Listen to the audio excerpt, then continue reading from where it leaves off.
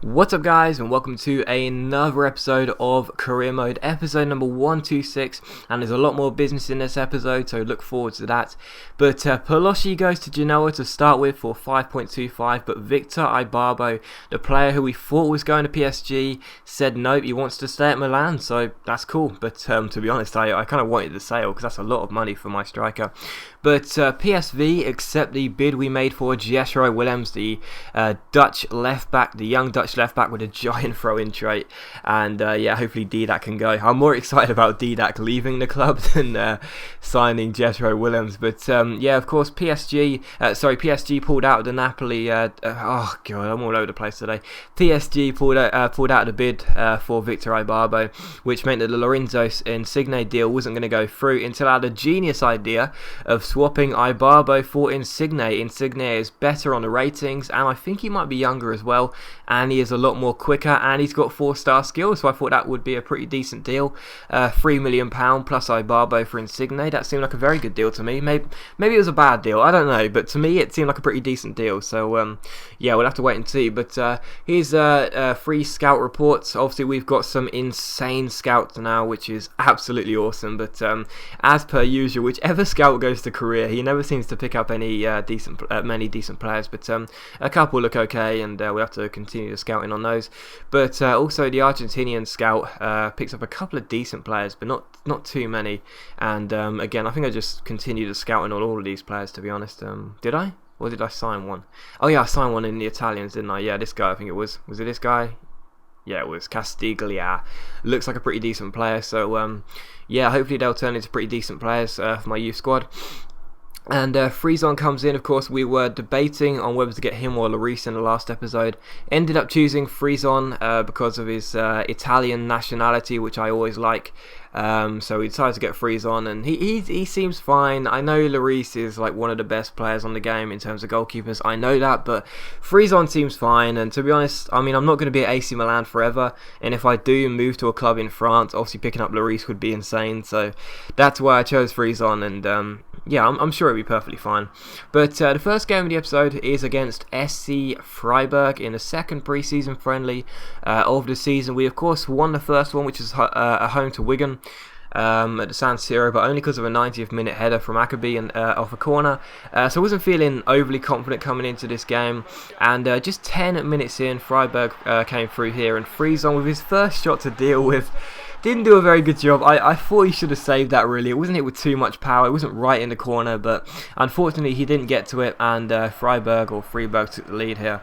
But just a few minutes after, Ibarbo came through here down the left-hand side. Of course, we're in talks with Napoli to sell Ibarbo, so I thought I might as well play him and wear him out for Napoli's sake.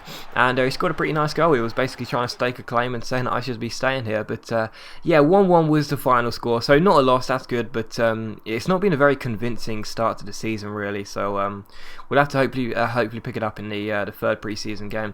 But Jethro Willems accepts the contract, which is awesome. So Willems comes in, and yes, finally Didac leaves the club, which is great. And Napoli also accept a deal of £3 million plus Ibarbo for Insigne. Now to me, that seems like a great deal. I know some of you guys may have been questioning it, but to me, I think that's an absolutely superb deal, and he should turn into a bit of a cult hero for Milan. But Malaga, we're only going to offer $5.5 million for Abate. And to be honest, I wasn't really sure about this, because I know he's my backup right back now, but you know, I wouldn't mind selling him and getting a bit of extra cash, but he's still 81 rated, you know, even though he's 30, so, you know, I might just have to keep him. But transfer offer came in fully early here. It was Auxerre for my backup goalkeeper, and I decided to reject it because he's still young. He's still got a lot of time to grow, and he's a pretty competent goalkeeper anyway. So I don't really need to sell him, to be honest. But Chelsea also came in for our captain Akabi, and of course I said no way, man. He's an absolute machine on this game, so he's going to be staying with us. And of course he is our captain now. We've dropped Nocerino to the reserves. But here's a youth squad monthly report. A couple of the players looking good. That guy looks pretty poor, Nicola Lupi, but he is of course a bit of a cult hero in Korea, where the 14-year-old is already got 3 or 4 caps for South Korea. I can't remember the exact number, but that's hilarious. But yeah, the third and final preseason game of this season is at home to another German side, FC Kaiserslautern, or however you pronounce that. That wasn't a bad accent, was it? And once again, I don't know what I was doing with Friesen there. I just came out for no reason, and yeah, that was stupid by me, really. But we had a chance to level it up from this corner. Montalivo swings it in, and it's a great header by Angelo past the goalkeeper.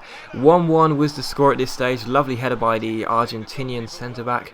But here you see, just after half-time, Abate down this left-hand side. This was hilarious, man. Abate goes through, chips the goalkeeper, and it's headed into the own net. Don't know what the defender was trying to do there, but he just knocked the ball into the side of the net. It was just so stupid. And I got to be honest, I was laughing so much when that happened. It was such a routine clearance, and he completely cocked it up. And yeah, I was laughing a lot at this stage. It was just so funny. But straight from kickoff, FC Kaiserslautern just walked past my defence. As per usual, my defender needs a lot of work. But tried to win the ball back here with Gabbiadini, lost it. But FC Kaiserslautern keep hold of the ball really well on this game.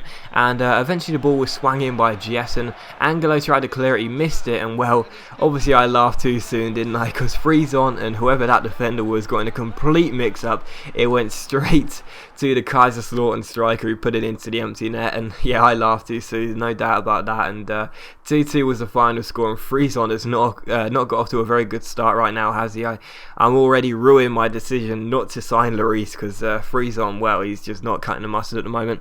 But Insigne accepts the deal to join us, so that's, in my opinion, that's a very, very good deal. So Insigne comes in, Ibarbo goes out, plus 3 million, and like I said, to me that seems like a very good deal.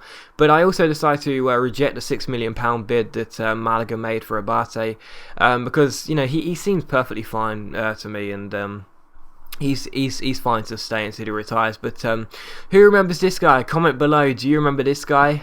Do you remember this guy? Kim Ojo, back in the series, back for me to control. Kim Ojo could be a Milan player and once again able to fit into my team sheet. That would be awesome. And Udinese accept the deal, and we offer Kim Ojo a contract because I just love Kim Ojo. I have not forgotten about him. He's the real Kimmy. I mean, Kim Shin-wook's a great player, but he's the real Kimmy, the original Kimmy. And Kim Ojo may be making a return to my channel. That would be awesome. But yeah, comment below if you remember him, because I'm not sure how many of you would have been watching my old career mode series. But yeah, what a monster he was. Anyway, the first competitive game of the season, the Super Coppa. I do believe this is the Italian version of the Community Shield, so the Italian FA Cup winners versus the Serie A winners. Of course, we won the Serie A, so Juventus must have won the cup. And Germano got us off to a great start, fantastic finish after a good free ball here. And we bring on Gabbiadini for Boateng. He seems to run out of stamina really easy. He's got 90 for stamina. Yeah, because of his work rates, he seems to run out really quickly. But I don't understand why, because, you know, Wilshere had 90 stamina plus those work rates, and he was fine after every game. But Boateng seems to run out all the time. But this is a really nice goal, man. Such a great team goal from the team. I mean, the goalkeeper makes a hash of it, don't get me wrong, but that was an absolutely awesome piece of play.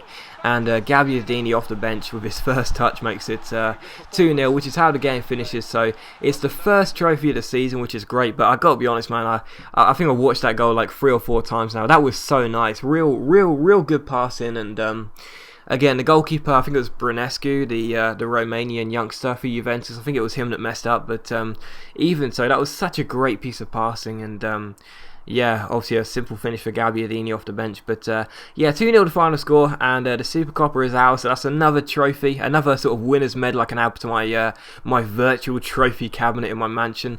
And yeah, so that's another trophy claimed and won in this series, and that is awesome. But as always, guys, a big thank you for watching this video. I really hope you enjoyed it, and if you can leave a like, that would be awesome. And I'll see you for the next episode very soon.